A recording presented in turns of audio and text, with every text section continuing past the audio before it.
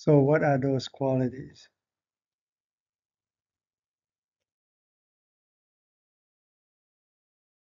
Um, there are seven characteristics. Like the first one, knowing cause, called Dhammaññū. Second is know the consequence, Attaññū. And then the third one is know oneself, Attaññū. And fourth one is knowing moderations, Mattaññū. This is in Pali under those terms. And the fifth is knowing time, Kālaññū. And the sixth one is knowing society, Parisaññū or Parisat. And then the seventh one is knowing individuals, Puggalaññū. So to be a good person, you should have these seven natures or characteristics.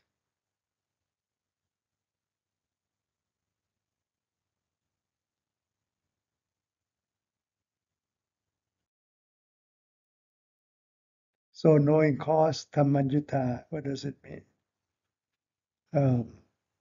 Knowing Dhamma is aware of the principles and the natural laws that govern reality, knowledge of the teachings.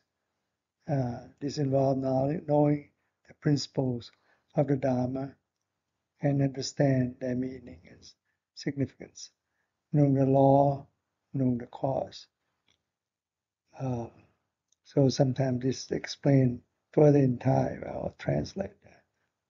You know the principle, know the cause, know the law of the truth, law of nature, know the principle, guideline, and rules, know the norm, what's the rule of norms, and knowing the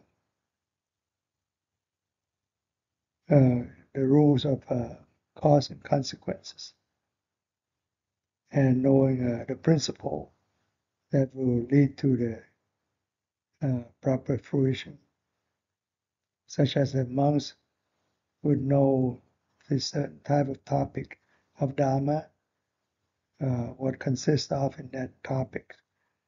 And another example, like a king who rules would know the guideline of governing the country according to the customs, what are the principle of such rulings, and so on. And you also know if you're doing this and that, and you practice accordingly to those guidelines, it would result in certain consequence that you want, exactly like this and that. For example, like the law of dependent arising is a law of causation, basically. Like from ignorance would lead to mental impulse, it tainted your mind, mental consciousness, and so it generates the self imagination, nama rupa, or you have a imaginary thought that you embed your mind into. So it kind of like gear or tainted your sixth sense sphere, body and mind. When it comes in contact, it would be corrupted according to your hidden guideline of the self-concept. So feeling, you may feel it, not according to the truth, but you might be biased by your own ego and so on, resulting in craving, clinging, becoming the thoughts, and kind of birth into the thoughts, and aging, ripening of the thoughts, and grief, sorrow, lamentation, resolve, and you didn't get what, and so on. So this is like knowing the cause of Dhammaññū. that would result in a certain consequence. So next one is known consequence, Atthaññū. So known consequence understands the result and outcomes. Known Atta, that is, understand the meaning, implications, and consequence of actions. Knowledge of the goal. This is the ability to understand the practical results and outcomes of action taken in accordance with the Dhamma, or knowing the meaning, knowing the purpose, knowing the consequence. So basically, this Atthaññū is you know the meaning of knowing the goal and consequence. That is, you know when you're doing this and that, or your goal, what it would be, you know the benefit that you wish to attain, and you know the consequence, the fruition that will result according to this action that you, or it followed that kind of guideline to that consequence, and so on. Such as you know a certain type of dharma or certain proverbs. What's the meaning of such saying? What is the goal in that guideline, so on, and what has been stated in that guideline that you should follow to practice to reach your goal for certain benefit that you want. So, and whatever you're doing, what is the goal in such practice and doing in such a way? And what would result from what you're doing in such thing would result in certain consequences and so on.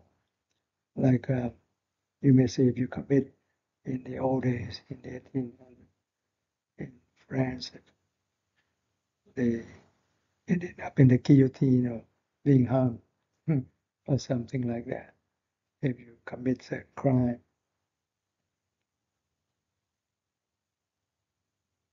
So you need to know the consequence, basically, of what you're doing, of your action.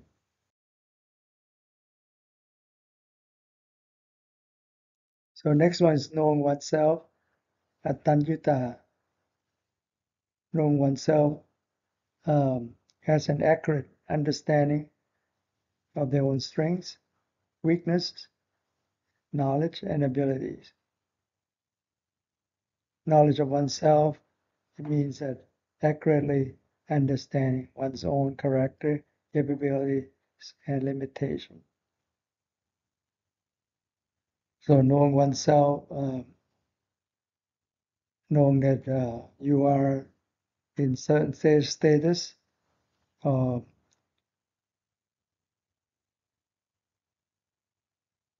the social status, or your sex, boy or girls, and so on.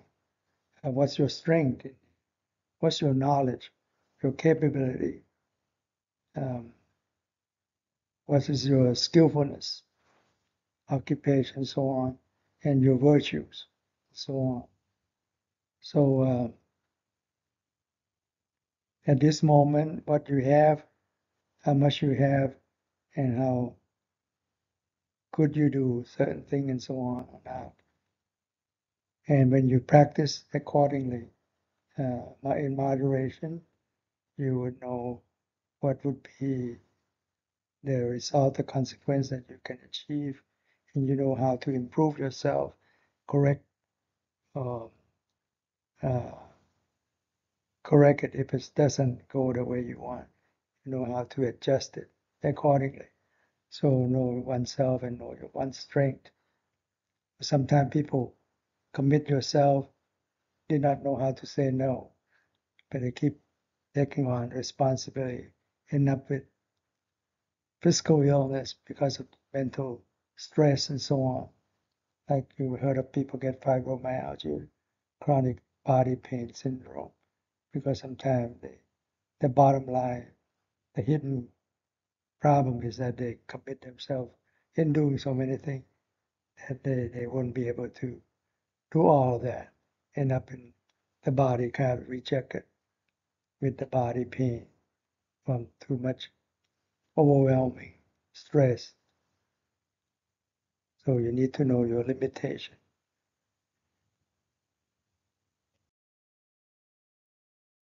Then this is important is knowing moderations, Mattaññū, which normally usually stressed in Buddhism. Knowing how to be temperate, knowledge of moderation.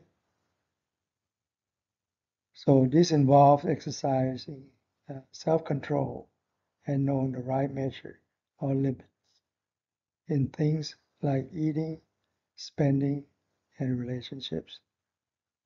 Practices balance in all things, such as food, sleep, and possessions, knowing how to be temperate.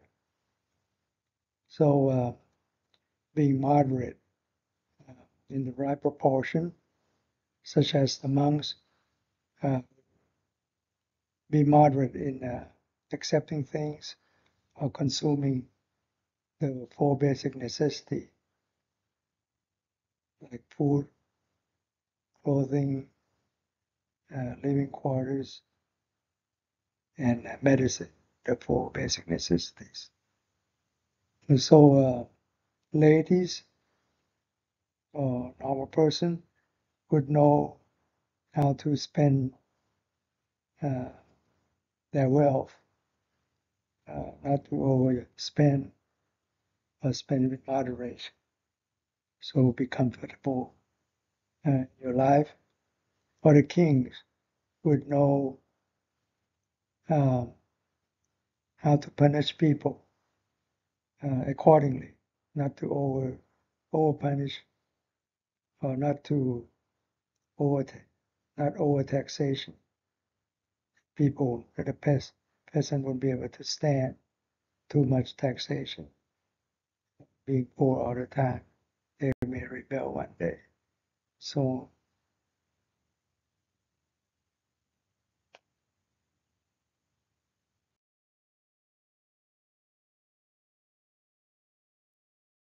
next one is knowing time, Kālaññū, knowing proper time, knowing the right time and places. Basically understands when it's appropriate to act or speak, knowledge of the right time. This is the understanding of when to act, when to speak, and when to be silent, according to the proper occasions. Knowing the proper time, knowing how to choose and keep time. So basically knowing time in the proper right time to act and or how to spend time to do certain job, so you know accordingly to spaces, keep the space to do certain job that you assign to, so you do your job accordingly and punctually and according to the time. So this is time for meditation, Saturday and so on. That's the time you lay everything off. Just meditate on those and coming on time and practice accordingly to the time and with full with perfection, basically, during that time that you assign to. Next one is to know society, Parisaññū, So knowledge of the assembly. Knowledge of the assembly, where this virtues is awareness of one's audience and the ability to conduct oneself appropriately, whether speaking or listening, is tactful and observant in different communities and social settings. Knowing the assembly, knowing the society. So when you know that assembly or that society, knowing what you should act in front of that assembly or society. And you know when you approach that certain society, how you should react, that you should act yourself, how you should act like you go in front of the royal family, the king and queen. You have to bow down according to that customs, being prostrating or whatever, according to that customs, and how to approach and how to use the royal wording accordingly. Like in Thai, they say, like come on, something like that. Dress yourself, Fabat, mean your Royal Highness, and so on. So you need to know how to use certain words, how to approach it when you go into that society, and know that such society, how should one act or react to, like how should one help certain society that have faced a lot of poverty? How should you approach them, give them more food or clothing, and so on. So that's how the word meant by know the society.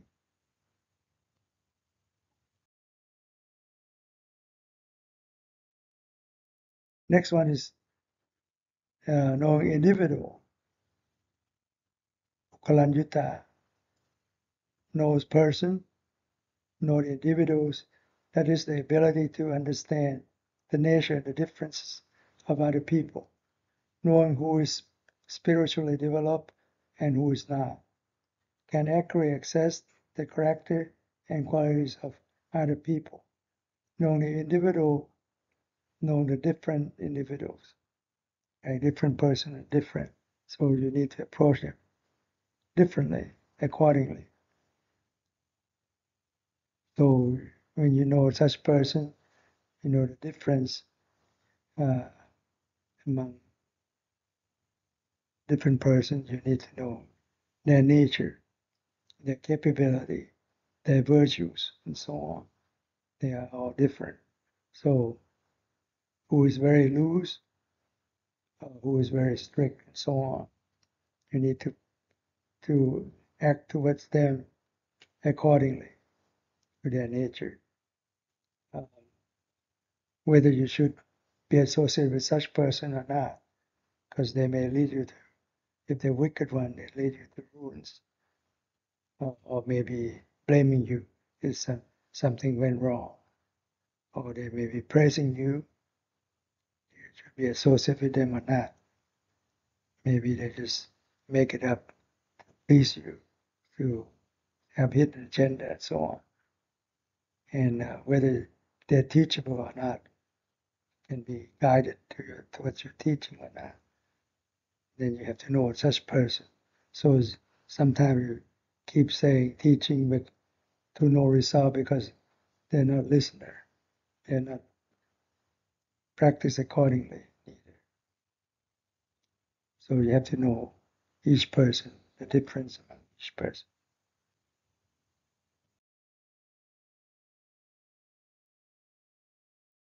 So these are in summary, there are 7 qualities of a good person. Knowing cause, or Dhammaññū, knowing consequence, Attaññū. So it's kind of Buddhist way of cause and effect there. Knowing oneself, very important, Atthaññū. more moderation, Mattaññū. Then knowing time, Kālaññū, and knowing society or assembly, Parisaññū, and then knowing individuals, Puggalaññū.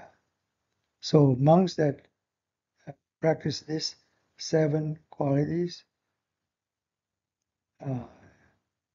is called a person that meet all the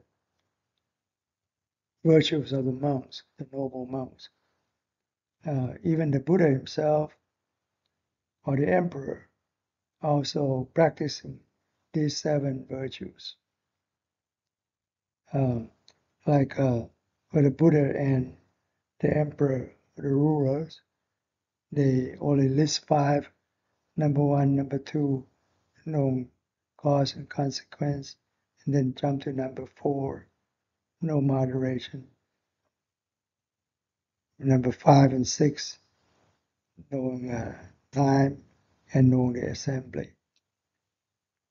So they kind of skip knowing oneself, number 3 and number 7, for individual, because they're in the ruling position, basically. Oh, the Buddha know he can read the mind of those people anyway.